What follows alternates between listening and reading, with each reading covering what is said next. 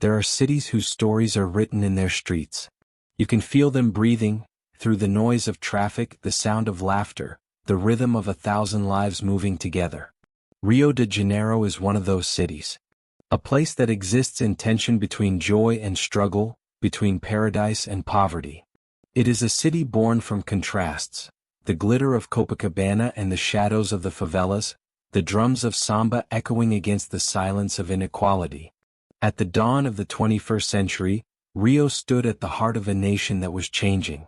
For generations, Brazil had been a land of dreams unrealized, vast, beautiful, full of promise, but trapped by its own contradictions. And yet, by the early 2010s, it seemed as if those contradictions were finally giving way. Oil discoveries off the coast brought new wealth. Exports were booming.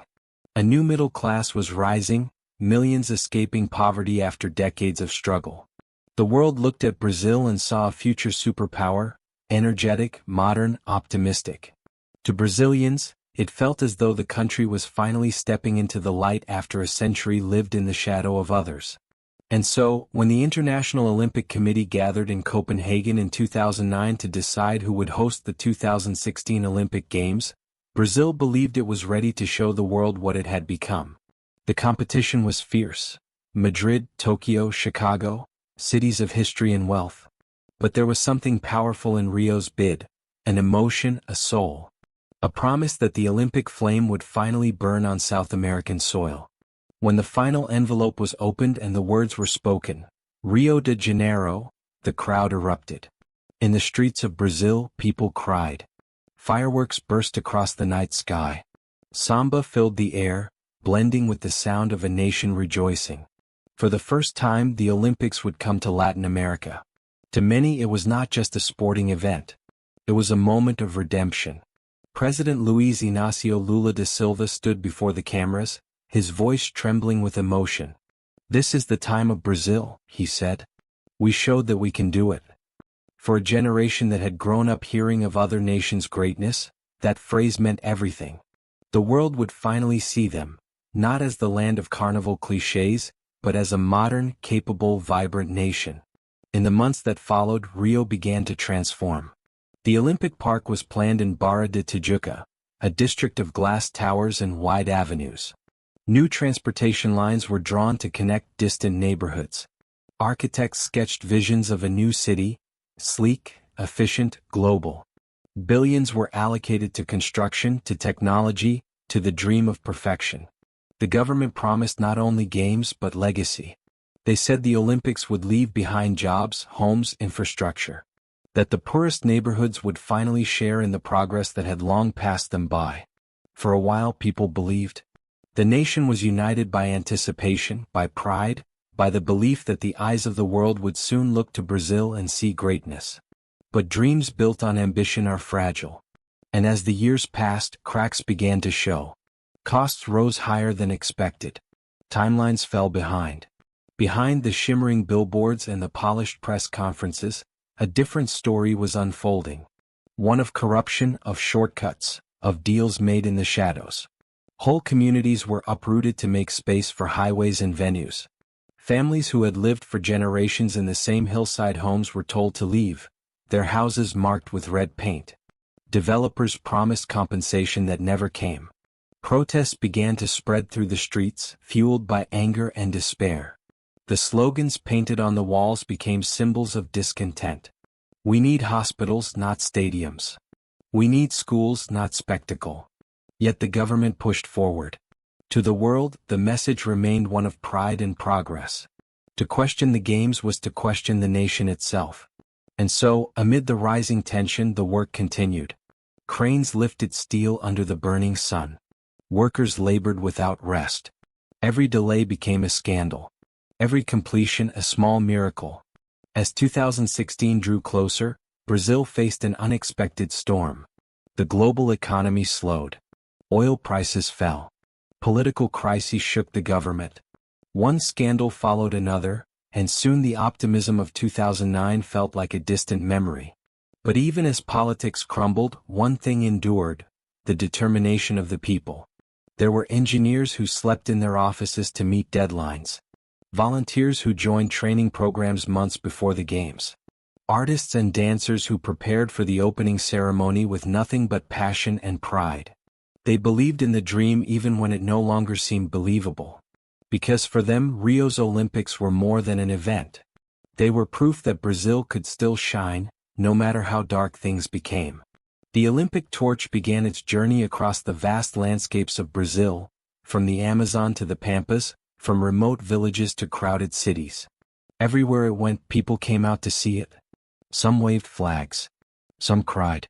For a few seconds they could touch something eternal, the flame that connected them to the rest of the world. When the torch finally entered Rio, the city erupted again in color and sound. It passed from hand to hand, each bearer a symbol of hope, until it reached the stadium where it would ignite the cauldron and signal the start of the games. In that moment, as fire met metal and light filled the sky, the dream was reborn. For 17 days the world would look at Brazil. And for 17 days, Brazil would show the world what it meant to dream with open eyes. But beneath the surface, a question lingered, one that would haunt the games long after the last medal was awarded. What happens when a nation gives everything to prove itself to the world? What remains when the lights go out and the cameras leave? The games were about to begin. And Rio was about to learn the true price of gold. By 2014 the dream had begun to fade. The same cranes that had once stood as symbols of hope now cast long shadows over unfinished stadiums. The air in Rio carried a new tension, the kind that grows quietly day by day until it cannot be ignored. In the early years, construction sites had been alive with optimism. Workers wore bright uniforms, cameras followed every new milestone, and politicians smiled beside blueprints and computer renderings. But as deadlines loomed, the reality of what Brazil had promised began to weigh heavily on the people charged with delivering it. In the corridors of power, contracts changed hands behind closed doors. Companies linked to government officials won tenders worth fortunes. Some of the projects were legitimate. Others were pure illusion, inflated invoices, incomplete deliveries, missing materials.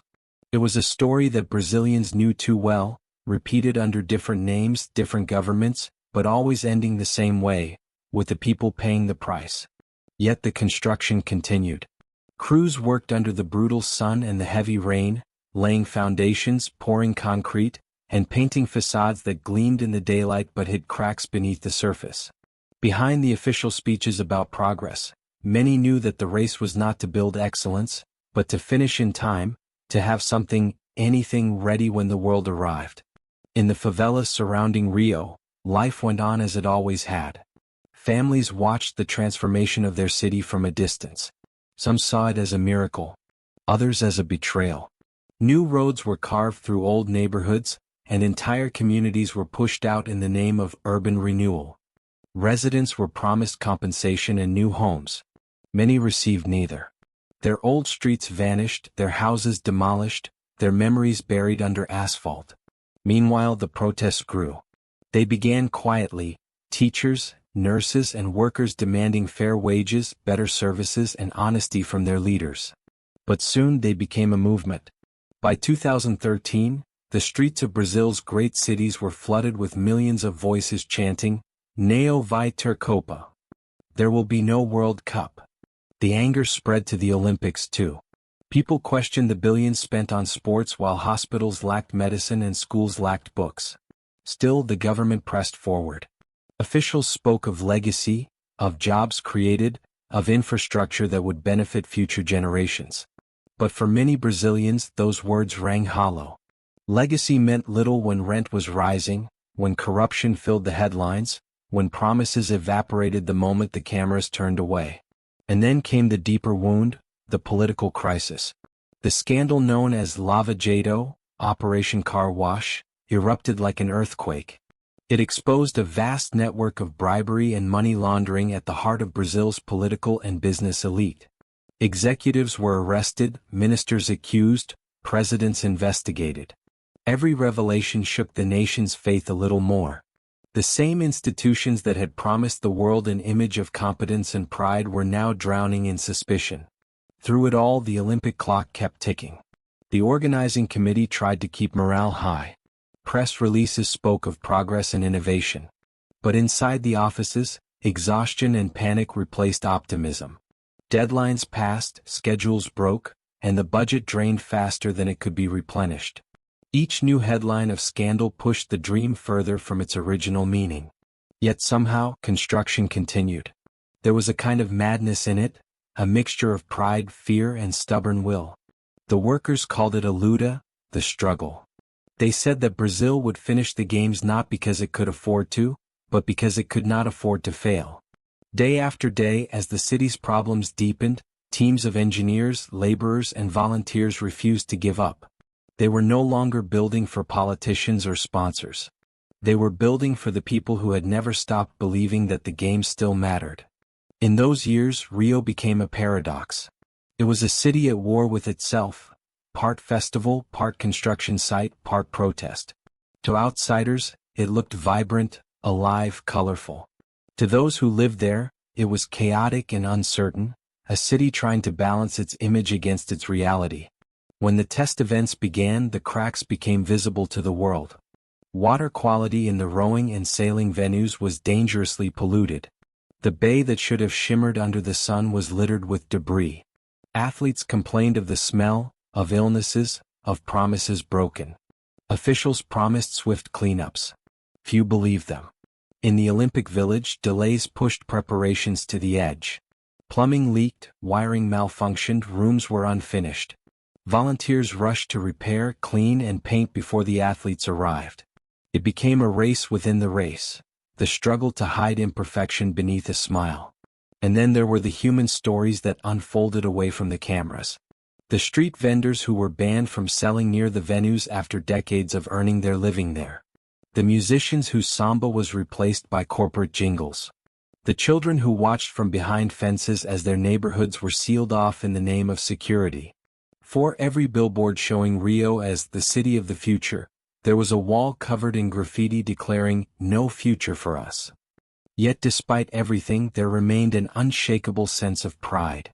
Brazilians, more than most, have always known how to celebrate even in the face of hardship. It is a national talent, to find joy amid disappointment, rhythm amid disorder. The people of Rio were not blind to the problems around them, but they refused to let despair define them. In that defiance lay something uniquely Brazilian. A kind of faith that no amount of corruption or crisis could destroy. Faith that the games, whatever their flaws, would still be worth it. That the world would come and see and feel the warmth of their welcome. As the opening ceremony drew near, tension and excitement mixed in the air. Security forces patrolled the streets. Helicopters hovered over the coastline. Reporters arrived from every corner of the world. Rio was once again at the center of attention, but not for the reasons it had once hoped. The headlines spoke of scandal, protests, pollution, and danger. But those who walked the streets saw another story unfolding. They saw children wearing homemade Olympic rings painted on their shirts. They saw families hanging flags from balconies. They saw a city determined to prove, if only for a few weeks, that it could still rise above its own chaos. The rehearsals for the opening ceremony went late into the night. Thousands of dancers, musicians, and volunteers gathered inside the Maracana Stadium, perfecting movements that told the story of their nation, its beauty, its struggle, its identity. Many had come from the poorest parts of the city. For them, performing in that stadium was not a job. It was a statement that they too were part of Brazil's dream. Outside, the sound of drums echoed through the streets. The same rhythm that had carried Brazil through centuries of change now carried it toward the most important moment in its modern history. No one knew whether the games would succeed or collapse under their own weight. But everyone knew they would begin. The struggle behind the smile was not hidden. It was worn openly, like a scar turned into art. And when the world's cameras focused on Rio once again, the city answered not with silence or apology, but with the same defiant energy that had always defined it. Brazil was ready. Or at least ready enough. The stage was built even if the foundation trembled. The lights would shine even if the wires sparked. And when the curtain rose, the world would see not perfection, but persistence. Because in the end, that was the true nature of Rio. To fight, to fall, to rise again, and to keep dancing no matter how loud the storm. Night settled over Rio like a slow-moving tide of light. From the hills of Santa Teresa to the beaches of Ipanema, the city glowed in fragments, street lamps, windows, the blue of televisions tuned to the same broadcast. Inside the Maracana, thousands waited as one heartbeat. The hum of the crowd mingled with the distant thunder of drums. For all the exhaustion and cynicism of the previous years, in that instant there was silence and then wonder. When the ceremony began, it was unlike any the Olympics had seen before. It was not built on extravagance. There was no towering technology, no mechanical miracles. Brazil could no longer afford spectacle on that scale. What it offered instead was something more powerful: storytelling. A journey through its own history told with dance, color, and rhythm. From the native peoples of the Amazon to the arrival of the Portuguese ships, from slavery to the birth of samba, the show unfolded like a dream, both painful and proud. The world watched a country lay its soul bare. And for 2 hours, Brazil succeeded in making everyone forget the headlines. The cheers from the stands were not for the government or the committees. They were for the people who had built, painted, rehearsed, and believed. When the Olympic flame was finally lit, the fire reflected in millions of eyes across the nation. The dream had survived long enough to become real. But outside the stadium, reality never stopped breathing. Police sirens wailed through the avenues. Protesters gathered a few blocks away, holding banners that read, "Sem Justica, Sem Jogos." No justice, no games. Riot shields faced the crowd. The crowd chanted back, unafraid. The contradictions of Rio burned side by side. Celebration and confrontation, joy and fury. The city smiled for the cameras, but its heart beat in conflict. In the following days, the games began in earnest. The first medals were won, and with them came the first sighs of relief. The venues worked, the lights stayed on, the schedule held. For the organizers, every uneventful day felt like victory. Yet behind the polished broadcast, there were still problems that no amount of editing could hide. Some of the new transport lines malfunctioned under the strain of thousands of visitors. Entire neighborhoods were cut off by roadblocks meant to protect tourists. The waters of Guanabara Bay, despite months of promises, remained foul. Sailors competed amid floating garbage, photographers capturing what officials tried to ignore. The new golf course stood pristine, but few locals were allowed near it. Critics asked why a sport with no tradition in Brazil had received so much land and funding, while public parks decayed nearby. Inside the Olympic Village, athletes discovered leaking pipes and broken air conditioners. Others simply laughed and fixed what they could. After all, the competition mattered more than the walls around them. The village became a strange microcosm of the wider city, imperfect, chaotic, alive. For ordinary Cariocas, the games brought both pride and inconvenience. Streets were closed, prices soared, yet for many to see the flags of the world flying over Rio was worth it. Families gathered in small bars to watch events on flickering screens. When a Brazilian athlete appeared, the noise spilled into the streets, horns, drums, singing. For a moment, the corruption and politics disappeared beneath waves of applause. Still, the economic crisis deepened. The state government, nearly bankrupt, delayed salaries for police and teachers. Hospitals lacked supplies. While the torch burned above the city, emergency rooms operated without basic medicine. Newspapers printed photographs of officers holding signs that read, "Welcome to hell." Police and firefighters don't get paid. Tourists took selfies with them, not realizing the despair behind the gesture. And yet, the games continued. They had to. The machinery of the Olympics was too vast to stop. The competitions unfolded day after day, each medal ceremony another attempt to prove that everything was under control.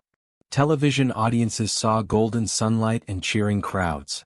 They did not see the unpaid workers cleaning the stands long after midnight, or the families evicted from the hills overlooking the arenas. But if the games exposed Brazil's wounds, they also revealed its resilience. The volunteers, young, old, students, retirees, became the true face of the Olympics. More than 50,000 of them, wearing blue and green uniforms, guided visitors, translated languages, and smiled through exhaustion. They worked not for money but for pride. Many had never traveled outside Rio, Now they spoke with people from every continent. Their enthusiasm became contagious. They reminded the world that beneath the politics, the spirit of hospitality that had always defined Brazil still burned bright. Everywhere you looked, that duality persisted. The polished arenas contrasted with the half-finished sidewalks outside them. Luxury hotels overlooked flooded streets. Helicopters buzzed above the favelas where children played soccer with homemade balls, pretending to be Neymar, dreaming of goals that might lift them beyond the reach of poverty. The international press called it the Olympics of contradictions. But to Brazilians, contradiction was nothing new, it was life itself. They had learned long ago to live with chaos, to turn it into rhythm, to survive it with laughter. The games were only the latest mirror reflecting that truth. As the first week ended, tension gave way to cautious pride. Despite predictions of disaster, the competitions flowed. The world's greatest athletes delivered performances that captured imagination and, for a while, silenced criticism. Brazilian fans filled every stadium, draped in yellow and green, their chants shaking the air. When their national anthem played, even the skeptics sang. In those moments you could feel the purpose returning. The same flame that had flickered for 7 difficult years now burned with new intensity. The city, battered but unbroken, rediscovered its joy.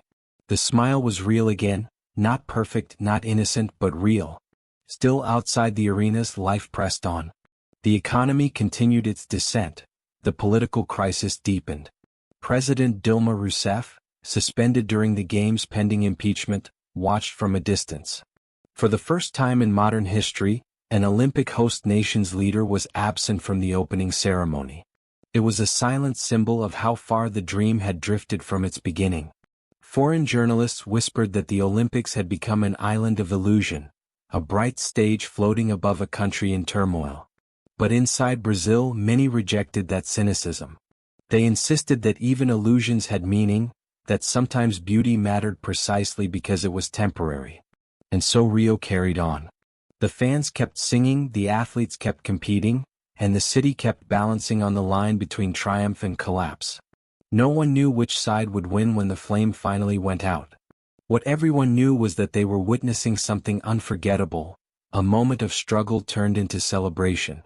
Not because the problems had vanished, but because the people refused to surrender to them. The struggle behind the smile would never truly disappear. But perhaps, for 17 days, it could coexist with hope. For all the years of scandal and exhaustion that had led to the games, it was on the track, the water, the court, and the mat that Brazil, and the world, found redemption. Every Olympics produces champions, but Rio 2016 became a gallery of human stories that seemed to rise above politics, as if the city itself demanded that its light be seen through its people. The first roars came from the pool. In the humid August air of the aquatic center, the crowd watched a figure glide through the water with a calm so absolute it seemed ancient. Michael Phelps, 22 gold medals behind him, had returned from the darkness of retirement and self-destruction.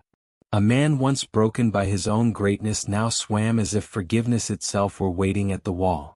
When he touched the finish and looked up to see his name at the top again, the arena erupted. It wasn't only America that cheered, it was the world recognizing a human being who had fought his own reflection and won. He left Rio with 5 more golds, his eyes softer than they had ever been, as though peace, not victory, was the prize he had chased all along. Then came the lightning. Usain Bolt walked onto the track with the grin of a man who knew he belonged to legend. Around him, cameras clicked like rain. The whole stadium trembled under the rhythm of his name. The starter's gun cracked, and in less than 10 seconds the familiar miracle unfolded again. His stride devoured the earth, his body leaned toward immortality. When he crossed the line, arms spread wide, smile flashing beneath the floodlights, time seemed to pause. 3 Olympics, 3 sprints, 3 crowns. In Rio, Bolt became not just the fastest man alive but the last chapter of an era, the living proof that joy itself could be athletic. While the men's sprints burned with power, the gymnastics arena in Barra de Tijuca told a different story: precision, courage, grace. Simone Biles, 4'8" and fearless, redefined gravity.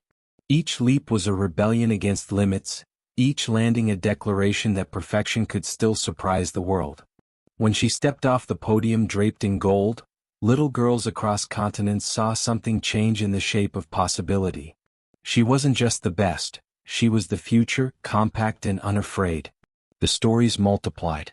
Wade van Niekerk of South Africa broke the 400-meter world record from lane 8, running alone against history. The entire race lasted 43 seconds. Its echo will last for generations. In the wrestling hall, Japan's Kaori Icho became the first woman in any sport to win gold at 4 consecutive Olympics. On the rugby field, the islands of Fiji erupted into tears and song as their Sevens team claimed the country's first ever Olympic medal, a gold so pure it seemed to shine for the entire Pacific. And then came the moment Brazil had been waiting for. Football, the national religion, the source of both pride and trauma, had haunted the nation since the heartbreak of 1950 and the humiliation of 2014. Now, under the pressure of their own fans and the ghosts of Maracana, a new generation carried the weight. Neymar da Silva Santos Jr., captain, icon, lightning rod of a fractured nation, walked toward the penalty spot in the final against Germany. The score was tied. The past was heavy. He closed his eyes, breathed once and struck. The ball curled high into the corner of the net. The stadium exploded. Neymar dropped to his knees, tears streaming, the flag of Brazil wrapped around his shoulders. For a few minutes, the country forgot recession, scandal, and anger.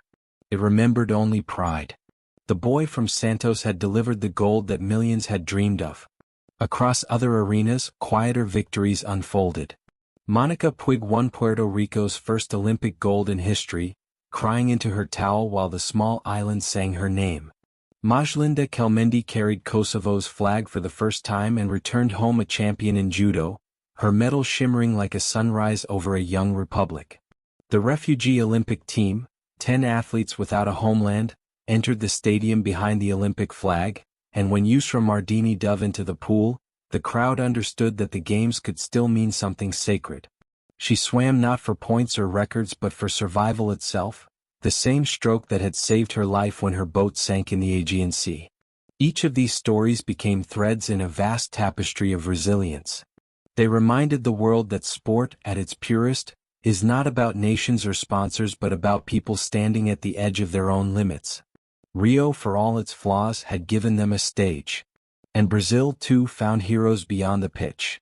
In judo, Rafaela Silva, raised in the favelas of Cidade de Deus, returned to the same neighborhoods once described as too dangerous for visitors. As a child, she had been told she did not belong in sport. In Rio, she stood on the podium with gold around her neck. Her victory was more than athletic, it was social redemption, a roar from the margins that refused to be silenced. Every night, the city pulsed with celebration. Crowds gathered in the fan zones.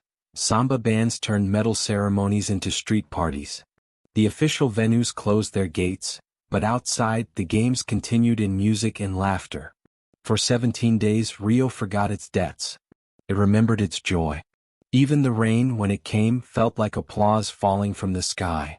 Yet beneath that joy ran a current of awareness. Everyone knew the celebration would not last. They danced harder because of it. They sang louder. They lived each medal as if trying to store enough happiness to survive what came next. The athletes, too, seemed aware that Rio was more than a competition. It was an ending. For Bolt, for Phelps, for many veterans, these were farewell performances. Their triumphs carried the bittersweet weight of finality. The younger generation watched them like children watching the sunset of gods, knowing that tomorrow would belong to new names, new dreams. By the closing ceremony, the city was transformed again. Rain fell over the Maracana as dancers twirled in glittering costumes. The flame flickered in its delicate spiral cauldron, reflected in puddles across the field. Volunteers hugged each other, athletes exchanged pins and stories, and for one last time the world sang together. As the flag was lowered and the flame dimmed, the cameras zoomed out to show the whole stadium shimmering in silver light. It was beautiful, fleeting, fragile, like every miracle that Brazil had ever made. When the music faded, silence settled over Rio. The spectators left their seats. Streets emptied. The city exhaled. The world would remember the smiles, the fireworks, the medals. But for those who lived there, memory would be heavier, the mixture of exhaustion and pride that comes from knowing they had built something extraordinary with hands that had nothing left to give. The heroes of Rio did not erase the city's problems. They did something rarer. They reminded the world that greatness can rise from imperfection, that brilliance can exist beside brokenness. They proved that even in a country fighting to stay afloat, hope could still sprint, swim, leap, and fly. For 17 days, Brazil had given everything it had left. And for 17 days the world believed in beauty again. When the flame went out above the Maracana, a hush fell over Rio. The cheers lingered in the air, but the energy that had kept the city moving for weeks began to drain. The games were over. The medals had been won. The world packed its cameras and left. For most of the planet, the story ended there, wrapped in highlight reels and closing montages. But for Brazil, the true reckoning was only beginning. In the first days after the Olympics, the transformation was subtle. Streets once guarded by thousands of soldiers fell quiet. The Olympic lanes that had cut through traffic were reopened, and the temporary fences began to come down. The banners came off the buildings, the volunteer uniforms disappeared into closets. What had been a global stage slowly returned to being a struggling city. The Olympic venues stood gleaming for a while. The white curves of the arenas, the clean lines of the aquatic center, the vast emptiness of the Olympic Park, it all looked like the beginning of something. But even in those first few weeks, the cracks reappeared. The air conditioning systems were turned off to save money. The grass around the stadiums yellowed under the sun. Inside the swimming pools, the water turned green from neglect. Within months, doors were padlocked. Security guards replaced crowds. The grand plazas built for millions of visitors became silent courtyards where weeds sprouted through the tiles. The promise of legacy, the word repeated endlessly in speeches and brochures, faded into the background hum of daily life. For Rio's citizens, the Olympic afterglow collided with reality. The economy had already been in crisis. Now the weight of Olympic debt pressed harder. Billions spent on construction were bills waiting to be paid. The state government teetered on the edge of bankruptcy. Teachers went on strike. Hospitals ran out of medicine. Police were not paid for weeks at a time. The same officers who had guarded the games returned home to eviction notices. The newspapers that once showed bold smile now printed headlines about corruption. Investigations revealed that several of the officials involved in Rio's Olympic bid had taken bribes to secure contracts. Money meant for infrastructure had been siphoned off through shell companies. The system that had built the games was the same one that now devoured its remains. In neighborhoods near the Olympic Park, families who had been promised housing discovered that the legacy apartments remained unaffordable. Many had been forced to leave their homes for developments that never came. The roads that once carried athletes and media now led nowhere, ending abruptly in abandoned lots. The dream of renewal dissolved into the same inequality that had defined Rio for generations. From afar, it was easy to see the games as a success. The ceremonies had dazzled, the competitions had thrilled, the disasters predicted by foreign journalists had not materialized. But to the people who lived among the empty stadiums, success was harder to find. They asked what all of it had been for. Had the games truly changed anything? Had they improved a single life beyond the 2 weeks of spectacle? In the months after, corruption trials began to unfold. Carlos Nuzman, head of the Brazilian Olympic Committee, was arrested in connection with vote buying during Rio's bid. The headlines spoke of millions in offshore accounts, of gold bars hidden in safes. The irony was cruel. The man who had brought the Olympics to Brazil now stood accused of stealing its soul. As the political chaos deepened, the Olympic legacy became a ghost story told in different forms. Some said the games had been cursed from the start, too ambitious, too expensive, too blind to the country's real wounds. Others refused that narrative. They said the games had given Brazil something intangible, something no scandal could erase. The memory of greatness, of unity, of a nation that, for a few moments, had stood proudly before the world. In the silence of the empty venues, those two truths coexisted. Hope and disappointment. Pride and shame. The price of gold counted not in medals but in debts, both financial and moral. The stadiums, monuments of ambition, began to decay. Grass grew through the cracks of the tennis courts. Seats gathered dust. A few venues found second lives, converted into schools, training centers, or warehouses. Most remained closed, their gates rusting in the salt air. Drone footage taken months later showed them from above. Vast shells of steel and concrete surrounded by silence. They looked less like temples of sport and more like ruins from a civilization that had believed too much in its own dream. In the city beyond, the people moved on. They always did. Cariocas returned to the beaches, to work, to their daily struggles. Street vendors reopened their stalls. Musicians played in the squares. Life flowed again through Rio's veins, resilient as ever. But the taste of the games lingered, sweet and bitter at once. In the eyes of the world, Rio's Olympics were a paradox, at once magnificent and flawed, both triumph and tragedy. To some, they proved that Brazil could rise to the challenge. To others, they showed exactly why the country's ambitions so often collapsed under the weight of corruption and inequality. Both were right. Both were true. The athletes went home, the medals stored in glass cases, the flags folded away. Yet the real story of Rio 2016 continued in the quiet aftermath, in the unpaid bills, the fading paint, the political trials. The dream of progress had demanded a price that few could afford. And yet, amid all the disillusionment, a strange pride remained. People still spoke of those days when the world had watched them, when the city had glowed brighter than ever before. They remembered the roar of the crowd, the flags waving along the beaches, the laughter of strangers meeting in the streets. The games had not fixed Brazil, but they had revealed something eternal about it, the ability to create beauty even when surrounded by failure. That was the contradiction that defined Rio. A city that burned itself to shine. A country that gave everything for a dream, knowing it might break under its own weight. In the end, that was the true price of gold. Not the money, not the medals, but the effort of millions who had believed, worked, and hoped for something greater than themselves. The world would move on to Tokyo, to Paris, to the next city that promised miracles. But in Rio the echoes remained. The flame that once burned above the Maracana still lived in memory, flickering in the hearts of those who had carried it, who had danced beneath it, who had built its stage with their bare hands. They had wanted the world to see Brazil. And for a brief shining moment it had. The applause may have faded, the debts may have stayed, but the story would endure. The story of a nation that dared to dream in gold and woke up to count the cost. Time passed. The banners faded, the signs were painted over, and the word, Olympic, began to lose its power. Yet, beneath the surface, the memories remained. The games had come and gone like a storm, devastating, beautiful, impossible to forget. In the years that followed, the question returned again and again. What had Rio truly gained? Some said nothing. Others said pride. Both were true.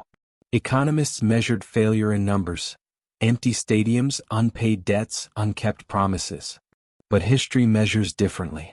It remembers what cannot be quantified, the sight of a nation standing together, the sound of its own heartbeat amplified across the world. And that, for all its flaws, was something real. For a generation of Brazilians, Rio 2016 remained a paradox.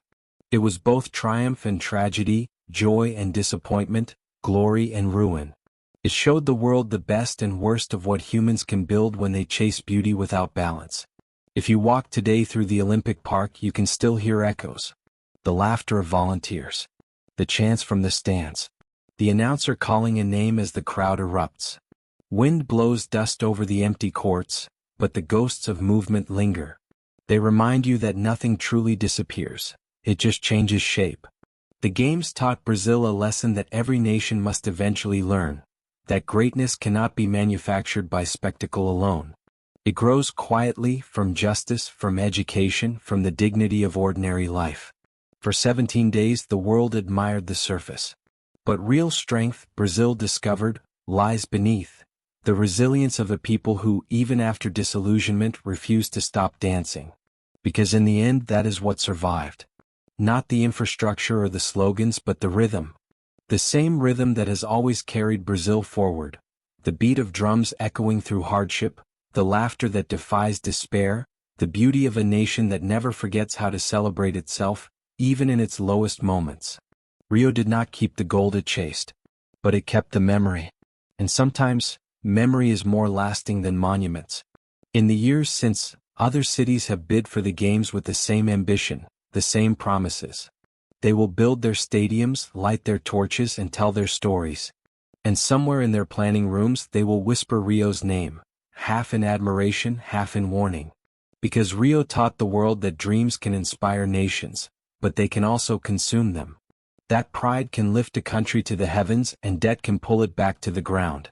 That unity born of spectacle fades, but the human spirit, once awakened, never does. Perhaps that is the true legacy of 2016. That amid failure there was still faith. Amid corruption, still courage. Amid brokenness, still beauty. The games ended. The arenas emptied. The flame died. But somewhere in a small field on the edge of the city, children still play until nightfall, chasing a ball beneath the same sky that once held fireworks and dreams. They do not remember the scandals. They remember the joy. And maybe that is enough. In the end, every flame must fade. Every anthem must quiet. Every dream, no matter how bright, must learn to live in memory. Rio burned with the fire of ambition, and for 17 days the world believed in its light. But gold is never free. It demands a price measured not in money but in faith, in the hopes, the sacrifices, the hearts of those who dare to chase it. The stadiums will crumble. The headlines will fade. But the echoes will remain, the cheers, the footsteps, the tears, the laughter. Because greatness is never built in concrete or steel. It lives in people. It lives in those who run when they are tired, who build when they are broken, who smile when they have every reason not to. Rio was not perfect. It never needed to be. It was human, flawed, proud, magnificent. And maybe that is why we loved it. Because when the flame went out, it did not leave darkness behind. It left a lesson. That even the most fragile dreams can light the world for a moment. And that moment is worth everything.